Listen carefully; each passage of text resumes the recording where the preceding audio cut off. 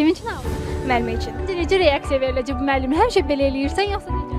Yox, mən onu çox sevirəm, o özü də bilir. Prosta bu gün də indi bayrama görə belə hədiyyə eləmək istəyirəm onun üçün. Özü də bilmir, hədiyyə kimidir, sürpriz. Biz də gözləyək bərabər görək Pərvanə müəllimə nə vaxt gələcək. Çünki Fatimə bu gülləri özü hazırlayıb və bir gül olmaqdan daha çox mənəvi bir hədiyyədir. Çünki Fatimənin bu gülün üstündə çox əziyyəti var.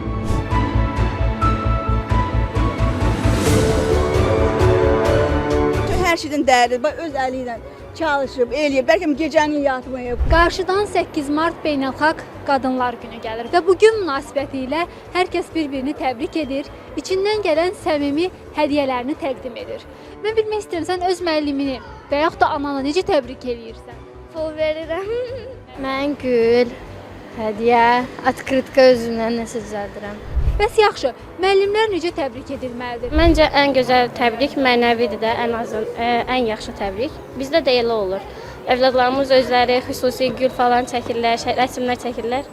Müəllimlərini belə təbrik edirlər. Qızlarım müəllimləri üçün açıqca düzəldirlər, özləri öz əl işləri. Şəkil çəkilən müəllimlərə ürək sözlərini yazırlar. Biz də mesajla təbrikimizi edirik. Şəxsi mesaj və qrupumuzda təbrik edirik. 36 ildir ki, ibtidai sinif müəllimi kimi fəaliyyət göstərən əməkdar müəllim Nəzakət Talbova deyir ki, uşaqlara bilik öyrədəndə onlardan heç vaxt heç nə gözləməyib. Dərsini həmişə ürəklə deyib. O valideyn komitələri ki var məktəblərdə, siniflərdə, pul yığırlar, o həmin bayramı bazara çevirirlər. Çox belə aşağı səviyyədə görsənən bir hal gətirir ki, o ondan 20 manat alır, bu bundan 20, valideynlər arasında narazılıq yaranır. Bax, bu hallara qarşı biz həmişə öz fikirlərimizi bildirmişik, ona qarşı çıxmışıq. Yəni, müəllimlər öz çəkisini saxlamağı üçün bu valideynləri yaxın buraxmamalıdır, mən elə başa düşürəm. Kim öz müəllim adını qürurla daşımağa çalışırsa, o valideyn necə öz aşağılaya bilər ki, valideynin o yığdığı 5-10 manatı qəbul eləsin. Bizim əməyimiz, biz iş görəndə, məsələn, şəxsən indi mən bilirəm təcrübəli müəllimlərimiz məktəbimizdə çoxdur. Mən də onların daxilində olmaq şərti ilə deyirəm ki, iş görəndə fikirləşmirik, onun müqabilində nəsə bizə eləyəcəklər.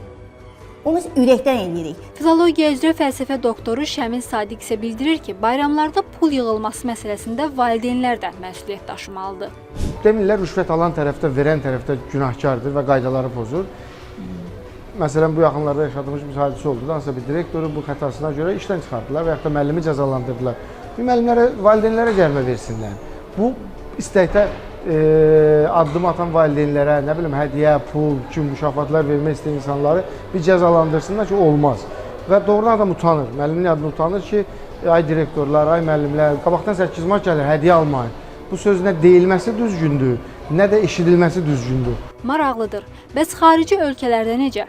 Müəllimləri 8 martda təbrik etmək ənənəsi varmı? Çində müəllim kimi fəaliyyət göstərən həmyerlimiz Rüfət Əsədzadə deyir ki, bu ölkədə martın 8-də şagirdlər müəllimlərə hədiyyə vermir. Hətta mən hal-hazırda Çində işlədiyim məktəbdə və ətrafda gördüyüm odur ki, Çində ümumiyyətlə 8 mart bayram olaraq qeyd edilmir.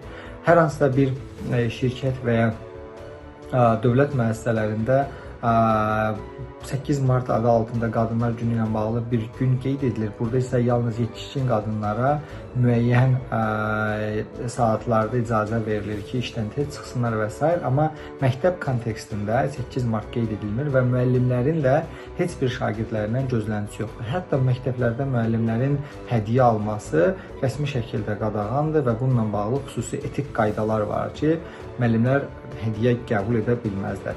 Bu bayram uşaqların sevincini biz necə qəbul edirik? Uşaqlar bir balaca rəyini kağızlarına ürək şəkli çəkərək, orada atkritika kimi öz ürək sözlərini yazırlar, bizə çatdırırlar.